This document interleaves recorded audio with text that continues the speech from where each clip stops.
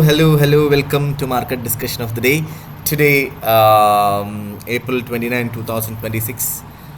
Wednesday ആണ്. So market ഡിസ്കഷനിലോട്ട് പോകുന്നതിന് മുന്നേ ആയിട്ട് നമ്മളുടെ പുതിയ ബാച്ച് അടുത്ത ഫ്രീ ആയിട്ട് ഫോറക്സ് ട്രേഡിംഗ് പഠിപ്പിക്കുന്ന ബാച്ച് അടുത്ത തിങ്കളാഴ്ച അല്ലെങ്കിൽ ചൊവ്വാഴ്ച സ്റ്റാർട്ട് ചെയ്യുന്നതായിരിക്കും. ഓക്കെ, 11-ാം തീയതി അല്ലെങ്കിൽ 12-ാം തീയതി ഓഫ് മെയ് സ്റ്റാർട്ട് ചെയ്യുന്നതായിരിക്കും. സോ ഫ്രീ ആയിട്ട് ഫോറക്സ് ട്രേഡിംഗ് പഠിക്കണം എന്നുള്ള എല്ലാ ആൾക്കാർക്കും എൻ്റെ ഡിസ്ക്രിപ്ഷൻ ബോക്സിൽ നമ്പർ ഉണ്ടാവും. എനിക്ക് മെസ്സേജ് അയച്ചു കഴിഞ്ഞാൽ ബാക്കി കാര്യങ്ങൾ ഞാൻ കോർഡിനേറ്റ് ചെയ്യുന്നതായിരിക്കും. എടുത്ത് ഓർമ്മിപ്പിച്ച് പോവുകയാണ്. ഓക്കെ, സോ ബേസിക്കലി എനിക്ക് പറയാനായിട്ടുള്ള ഒറ്റ കാര്യം എന്താ വെച്ചാൽ രാത്രി 8:30 മണിക്കാണ് ക്ലാസ് നടക്കുന്നത്. 7 ദിവസത്തെ ക്ലാസ് ആയിരിക്കും. സോ ഇന്ന് കഴിഞ്ഞ ബാച്ചിൽ ലാസ്റ്റ് ദിവസമാണ്. ഓക്കെ, സോ എന്താ പറയുക, ക്ലാസ്സിന് ജോയിൻ ചെയ്യണം എന്നുള്ള ആൾക്കാർ അല്ലെങ്കിൽ 8:30 മണിക്ക് ഫ്രീ ആയിട്ടുള്ള ആൾക്കാർ മാത്രം, ഇന്ത്യൻ ടൈമിംഗ് 8:30 മണിക്ക് ഫ്രീ ആയിട്ടുള്ള ആൾക്കാർ മാത്രം മെസ്സേജ് അയക്കുക എന്നുള്ളതിൻ്റെ റിക്വസ്റ്റ് മാത്രമാണ്. Okay, so coming to market discussion, coming to fundamental side. So നമുക്കറിയാം ഇന്ന് ഭയങ്കര ഇമ്പോർട്ടൻ്റ് ആയിട്ടുള്ള ഫണ്ടമെൻ്റൽ ഉണ്ട്. പ്രത്യേകിച്ച് ഗോൾഡിൻ്റെ കൗണ്ടറിനെ എന്താ പറയുക, പിടിച്ചു കുലുക്കി ഒലയ്ക്കാൻ പറ്റുന്ന ഒരു ന്യൂസാണ് ഇന്ന് വരാനായിട്ട് പോകുന്നത് അല്ലേ. നമുക്കറിയാം എന്താണ് ആ ന്യൂസ്, നമ്മുടെ ഫെഡ് ഇൻട്രസ്റ്റ് റേറ്റ് ഡിസിഷനാണ്. ഓക്കെ, സോ ഇന്നത്തെ ന്യൂസ് നമ്മൾ നോക്കുകയാണെന്നുണ്ടെങ്കിൽ ഇന്നലത്തെ ന്യൂസായിരുന്നു. ഓക്കെ, സോ ഇന്നത്തെ ന്യൂസ് നമ്മൾ നോക്കുകയാണെങ്കിൽ നമുക്ക് വൈകുന്നേരം നമുക്ക് ബിൽഡിംഗ് പെർമിറ്റ്സിൻ്റെ ന്യൂസ് ഉണ്ട്. കുറച്ച് ന്യൂസ് ഉണ്ട് കേട്ടോ. 6 മണി തൊട്ട് തുടങ്ങും building permits, core durable goods order, goods trade balance, housing starts, building permits, housing starts, അങ്ങനെ ഒരുപാട് ന്യൂസ് 6 മണിക്ക് ഉണ്ട് എന്നുള്ളൊരു കാര്യം മനസ്സിലാക്കാം. ഓക്കെ, സോ ബേസിക്കലി ഇന്ന് വൈകുന്നേരം 5:30 മുന്നേ ആയിട്ട് മാർക്കറ്റിൽ നിന്ന് മാറി നിൽക്കുക. ഈ ന്യൂസ് ഉണ്ടായത് കൊണ്ടിട്ടല്ല, പക്ഷേ ഏറ്റവും ഇമ്പോർട്ടൻ്റ് ആയിട്ടുള്ള ഇപ്പോൾ ഈ ഒരു കാലഘട്ടത്തിൽ ഗോൾഡിനെ ഏറ്റവും കൂടുതൽ ഇൻഫ്ലുവൻസ് ചെയ്യുന്ന നമ്മളുടെ ഫെഡ് ഇൻട്രസ്റ്റ് റേറ്റ് അല്ലെങ്കിൽ ഫെഡ് ഫണ്ട് റേറ്റ് എന്ന് പറയുന്ന ന്യൂസ് രാത്രി 11:30 മണിക്ക് വരുന്നുണ്ട് എന്നുള്ളത് വളരെ ഇമ്പോർട്ടൻ്റ് ആണ്. അതിൻ്റെ കൂടെ തന്നെ 8 മണിക്ക് നമുക്ക് ക്രൂഡ് ഓയിൽ സ്റ്റോക്ക് ചേഞ്ചിൻ്റെ ന്യൂസും വരുന്നുണ്ട്. ഓക്കെ, സോ ക്രൂഡ് ഓയിൽ നമുക്കറിയാം, ക്രൂഡ് ഓയിലൊന്നും വില കൂടിക്കൊണ്ടിരിക്കുകയാണ്. സോ അതിൻ്റെ ന്യൂസും വരുന്നുണ്ട്. അതിലും ഇമ്പോർട്ടൻ്റ് ആണ് ഫെഡ് ഫണ്ട് റേറ്റും അതിനുശേഷമുള്ള FOMC പ്രസ് കോൺഫറൻസും. ഓക്കെ, സോ ബേസിക്കലി നമ്മൾ മനസ്സിലാക്കേണ്ട കാര്യം എന്താ വെച്ചാൽ ഈ പറയുന്ന ഫെഡ് ഇൻട്രസ്റ്റ് റേറ്റ് ഡിസിഷൻ്റെ മീറ്റിംഗ് ആക്ച്വലി ഇന്ന് 2 days ഒരു ചെറിയ മീറ്റിംഗ് ഒക്കെ ഇന്നലെയൊക്കെ നടന്നിട്ടുണ്ടായിരുന്നു. സോ അത് മാർക്കറ്റ് ആൻറ്റിസിപ്പേറ്റ് ചെയ്യുന്നത് ഉറപ്പായിട്ടും ഫെഡ് റേറ്റ് കുറയ്ക്കത്തില്ല എന്നുള്ളൊരു കാര്യമാണ്. Okay, so Fed interest rate കുറച്ചില്ലെങ്കിൽ എന്ത് സംഭവിക്കും? ഫെഡ് ഇൻട്രസ്റ്റ് റേറ്റ് കുറച്ചില്ലെങ്കിൽ that is negative for gold എന്നുള്ളൊരു കാര്യം നമ്മൾ മനസ്സിലാക്കാം. ഓക്കെ, സോ നമുക്ക് എന്താ പറയുക, ആൾക്കാർക്കുള്ളൊരു ഫിയർ ആണ് ആക്ച്വലി നമ്മളുടെ മാർക്കറ്റ് എന്താ പറയുക, ഫെഡ് ഇൻട്രസ്റ്റ് റേറ്റ് കൂട്ടും ഉള്ളൊരു ഫിയറിലാണ് ആക്ച്വലി മാർക്കറ്റ് നിൽക്കുന്നത്. അതിൻ്റെ കൂടെ തന്നെ ജെറോം പവൽ, ഇപ്പോഴത്തെ ഫെഡറൽ ചെയർമാൻ ജെറോം പവലിൻ്റെ ഫൈനൽ ഡേ എന്ന് പറയുന്നത് മെയ് 15-ാം തീയതിയാണ്. സോ പുള്ളിക്കാരൻ്റെ ഏറ്റവും ലാസ്റ്റ് ഫെഡ് ഇൻട്രസ്റ്റ് റേറ്റ് ആയിരിക്കും ഇന്ന് നടക്കാൻ പോകുന്നത്. ഓക്കെ, സോ അതിനുശേഷം പുതിയ ചെയർമാൻ അല്ലെങ്കിൽ പുതിയ ഫെഡ് ചെയർ കെവിൻ വാഷ്, അതായത് ഡൊണാൾഡ് ട്രംപിൻ്റെ ആളായിട്ടുള്ള കെവിൻ വാഷ് വരികയാണ്.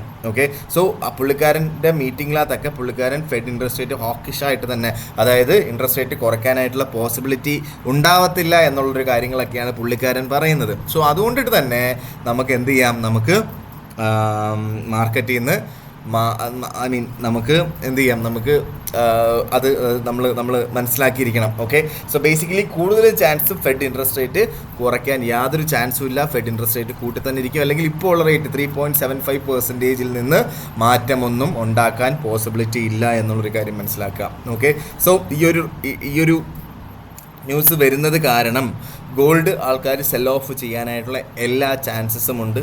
ഓക്കെ, സോ ന്യൂസിന് വരുന്നതിന് മുന്നേ തന്നെ ഏതെങ്കിലും ഒരു മാർക്കറ്റ് ഓപ്പണിങ്സിനൊക്കെ ഇന്നലെയൊക്കെ നമ്മൾ കണ്ടതാണല്ലേ, 10:30 മണിക്കുള്ള ക്യാൻഡിൽ 700-ൽ നിന്ന് 660-ലോട്ട് പോയി, 660-ൽ നിന്ന് 630-ലോട്ട് പോയി. പിന്നീട് ഇന്നലെ ലാസ്റ്റ് ആയപ്പോഴത്തേക്കും മാർക്കറ്റ് എവിടെ പോയി കിടന്നു? 560 ലെവലിലോട്ടൊക്കെ മാർക്കറ്റ് പോയിട്ടുണ്ടായിരുന്നു അല്ലേ. സോ ഈ ഒരു കാര്യം നമ്മൾ ഇന്നും പ്രതീക്ഷിക്കണം എന്നുള്ളൊരു കാര്യമാണ് എനിക്ക് പറഞ്ഞു പോകാനായിട്ടുള്ളത്. ഓക്കെ, സോ ബേസിക്കലി നമുക്ക് നേരെ നമ്മളുടെ എന്താണ് അടുത്ത കാര്യങ്ങളെക്കുറിച്ച് പറഞ്ഞാൽ ഇറാനും യു എസും തമ്മിലൊരു tension. Okay, so straight of Hormuz അടച്ചു കിടക്കുകയാണെന്നുള്ളൊരു കാര്യം നമുക്ക് എല്ലാവർക്കും അറിയാം. ഓയിലിൻ്റെ പ്രൈസ് കൂടിക്കൊണ്ടിരിക്കുകയാണെന്നുള്ളൊരു കാര്യം നമുക്കറിയാം. അതും ആക്ച്വലി നമ്മൾ എപ്പോഴും പറയുന്നൊരു കാര്യമാണ്, എന്താണ്, ഫെഡിൻ്റെ ഇൻട്രസ്റ്റ് റേറ്റ് കുറയ്ക്കാൻ പോസിബിലിറ്റി ഇല്ല. അവിടെയും ഗോൾഡിനെ നെഗറ്റീവായിട്ടാണ് ബാധിക്കുന്നത് എന്നുള്ളൊരു കാര്യം മനസ്സിലാക്കുക.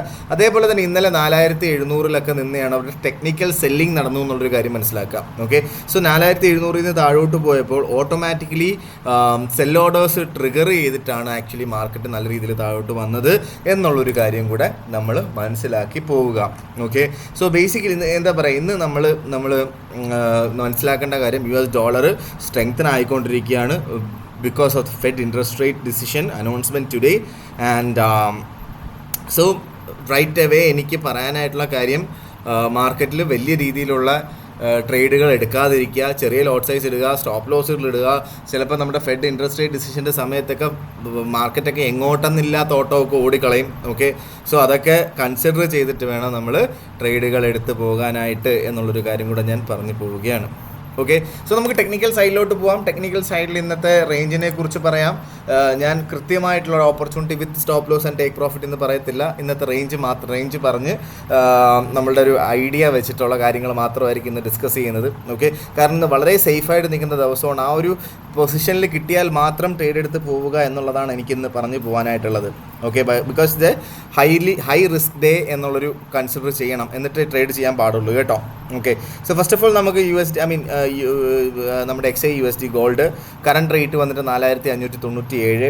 ഓക്കെ, എക്സ്പെക്റ്റഡ് റേഞ്ച് വരികയാണെങ്കിൽ 4530. ഇത് ഫെഡ് ഇൻട്രസ്റ്റ് റേറ്റിന് മുന്നേ ആയിട്ടാണ്. ചിലപ്പോൾ ഇതിൻ്റെ ഇടയ്ക്ക് നല്ല രീതിയിലുള്ള ഓട്ടോമാറ്റിക് സെൽ ഓഫ് നടക്കും. പാനിക് സെൽ ഓഫ് ഒക്കെ നടക്കാൻ ചാൻസ് ഉണ്ട്. പക്ഷേ എന്നിരുന്നാലും ഇതൊന്നും നടന്നില്ല എങ്കിൽ എക്സ്പെക്ട് ചെയ്യുന്ന റേഞ്ച് 4530. അതും ബിഫോർ US സെഷനാണ്. 4530 to 4645 മാക്സിമം. ഓക്കെ, സോ ബേസിക്കലി ഗോൾഡിനകത്ത് എന്താ നമ്മൾ ചെയ്യാൻ പോകുന്നതെന്ന് ചോദിച്ചാൽ, നമുക്ക് സ്ട്രോങ് ബെയറിഷ് ആണ് മാർക്കറ്റ്. ഓക്കെ, ബെയറിഷ് മാർക്കറ്റാണ്. സെൽ ഓപ്പർച്യൂണിറ്റിയാണ് നമുക്ക് കൂടുതലും പ്രിഫർ ചെയ്യുന്നത്. ഓക്കെ, അതിലും 4620 to 4645 റേഞ്ചിലോട്ട് കിട്ടിയാൽ അവിടെ നിന്ന് സെല്ല് ചെയ്തുകൊണ്ട് സ്റ്റാർട്ട് ചെയ്യുന്നതായിരിക്കും ബെറ്റർ ആയിട്ടുള്ളൊരു കാര്യം. ഓക്കെ, സോ 4650 താഴെ നിൽക്കുന്നിടത്തോളം സെൽ ഓപ്പർച്യൂണിറ്റി തന്നെയായിരിക്കും. ടെക്നിക്കലി അത് ഒരിക്കലും ബൈ ഓപ്പർച്യൂണിറ്റിയിലോട്ട് പോകുന്നില്ല.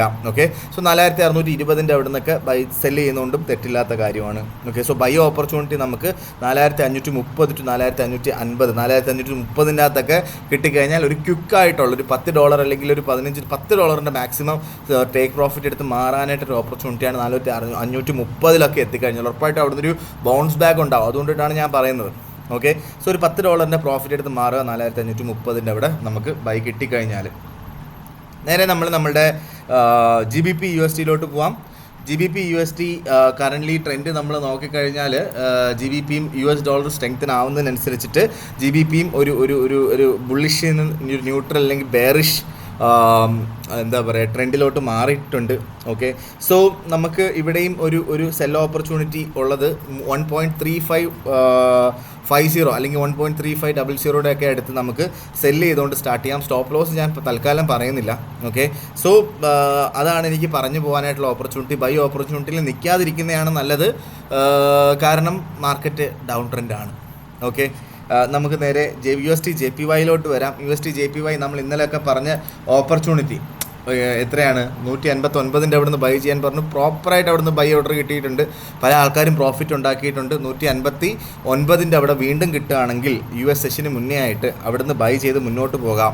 ഓക്കെ, 150 US സെഷൻ മുന്നേ ആയിട്ടെന്ന് വൈകുന്നേരം 4 മണിക്കൊന്നും കയറിയിട്ട് ബൈ ചെയ്ത് കളയരുത്. കാരണം മാർക്കറ്റ് 6 മണി തൊട്ട് ന്യൂസ് ഉണ്ട്. 11 മണിക്കാണ് നമ്മളുടെ ഫെഡ് ഇൻട്രസ്റ്റ് റേറ്റ്. ഓക്കെ, തിരിച്ചൊക്കെ പോയി കഴിഞ്ഞാൽ പണി പാളും.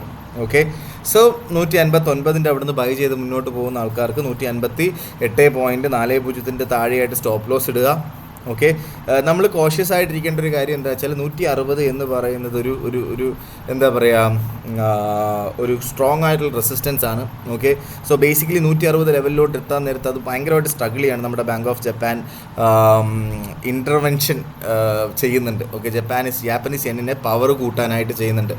അപ്പോൾ ആ ഒരു റീസൺ കാരണം മാർക്കറ്റ് അവിടുന്ന് റെസിസ്റ്റ് ചെയ്ത് താഴോട്ട് പോകാനായിട്ടാണ് പോസിബിലിറ്റി കൂടുതൽ എന്നുള്ളൊരു കാര്യം കൂടെ ഞാൻ എടുത്ത് പറഞ്ഞു പോവുകയാണ്.